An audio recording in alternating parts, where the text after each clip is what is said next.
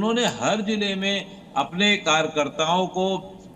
एक हथियार दिया, सत्ता का हथियार दिया और सत्ता में बने रहने का हथियार दिया, उनके काम कराने। सत्ता में रहने से कार्यकर्ता अपने आप को बहुत मजबूत पाता है और वो छोटे मोटे काम जो डिस्ट्रिक्ट मजिस्ट्रेट के लेवल पे या ऊपर लेवल पे या थाने के लेवल पे होते हैं वो करता रहता है। इसीलिए वो लगातार पद में बने रहना उनकी एक राजनीतिक कुशलता थी। वो मैं फिर कह रहा हूँ, वो बने रहते नहीं बने रहते डिप्टी चीफ मिनिस्टर, उसका कोई बहुत फर्क नहीं पड़ता, लेकिन उसके वजह से वो एक नीचे का कार्यकर्ता भी जो है अपने आप को शक्तिशाली समझता रहा और अपनी चीजों को करता रहा। आज यही वजह है कि वो कार्यकर्ता देखिए बात एक बात और भी है मुकेश जी, अंकुश श्रीवास्तव जी, एक बात और भी है मुकेश जी, उनकी राजनीतिक शैली जो रही, हो सकता है कि कुछ लोग इसको अवसरवादी भी कह दें, लेकिन ये हुनर तो है ना कि आप अपने आप को कैसे प्रासंगिक बनाए रखते हैं हर राजनीतिक परिस्थिति में। वो अपने आप को सिर्फ मैंने कहा ना आपको कि वो अपने आप को सिर्फ प्रासंगिक बनाए रखना उनके लिए चुनौती नहीं थी, वो किसी भी तरीके से कर सकते थे, लेकिन अपने कार्यकर्ताओं को प्रासंगिक बनाए रखना, अपनी पार्टी को प्रासंगिक बनाए रखना, ये वही मजबूती है जो आज वो प्रदेश की राजनीति में तमाम विरोधाभासों के बावजूद भी तीसरे बड़े नंबर की पार्टी है,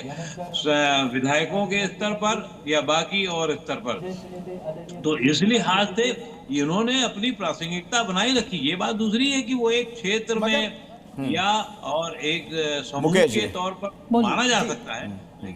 लेकिन ये भी ध्यान देने की बात है अखिलेश, ये बात बिल्कुल सही है कि उन्होंने शरद पवार से अलग होकर अपनी पहचान बनाई, अपनी एक ऐसी जगह बनाई जहां उनके साथ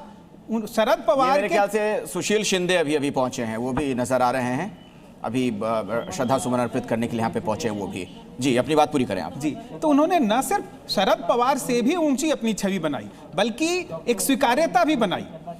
साथ में। लेकिन एक बात और ध्यान देने की है, ऐसा है हम लोग किसी के भी व्यक्तित्व के बारे में बात कर रहे हो तो सभी पहलुओं पे बात होनी चाहिए। उनकी एक सीमा भी थी और वो सीमा ये थी कि वो पश्चिमी इलाके में ही, सिर्फ पश्चिमी राज्य के पश्चिमी हिस्से में ही उतने लोकप्रिय या स्वीकार्य थे, पूरे राज्य में नहीं थे, राष्ट्रीय स्तर पे उनकी वैसी पहचान नहीं थी। और यही वो कारण है कि वो दोबारा अपने चाचा के साथ मिलके और जो उनकी सबसे बड़ी महत्वाकांक्षा थी मुख्यमंत्री बनने की, वो पूरा होने के लिए एक जो उनकी अपनी सीमाएं थी उसे वो पहचानते थे। बहुत व्यवहारिक प्रैग्मेटिक नेता थे, प्रैग्मेटिक होना उनकी सबसे बड़ी पहचान थी। वो आज किसी और के साथ और अगले महीने दूसरी ही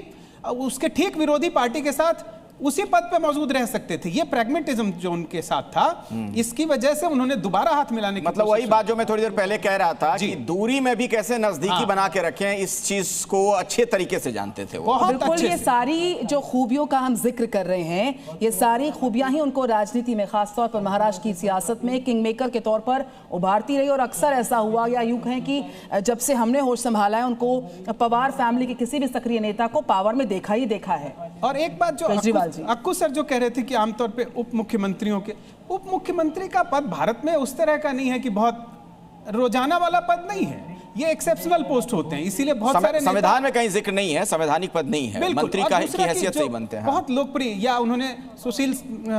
मोदी से जो तुलना की, सुशील मोदी की पहचान ग्रास रूट या वेल कनेक्टेड जनता से जुड़े हुए नेता की नहीं थी। वो बाद में धीरे धीरे, जैसा मैंने पहले भी कहा, अक्सर आम नेता होते हैं कि वो कट जाते हैं। वो उस तरह की उनकी एक इंटेलेक्चुअल की राष्ट्रीय स्तर पर भी ये पहचान बनी कि वो कई मुद्दों पर, आर्थिक मुद्दों पर उन्होंने कई कमिटीज को हेड किया, पर जनता से जुड़ाव अजित पवार की खासियत थी, इसलिए अजित पवार और सुशील मोदी की तुलना नहीं हो सकती है। या आमतौर पर उप मुख्यमंत्री जो होते हैं वो सिर्फ इसलिए होते हैं कि किसी तरह का बैलेंस बनाना है, कई बार जातियों का बैलेंस बनाना, उत्तर प्रदेश और बिहार में आप देखते हैं। इसीलिए अजित पवार अपनी वजह से, अपने एक संगठन, अपनी पार्टी की वजह से उप मुख्यमंत्री के पद थे, कोalition लीडर के तौर पे थे।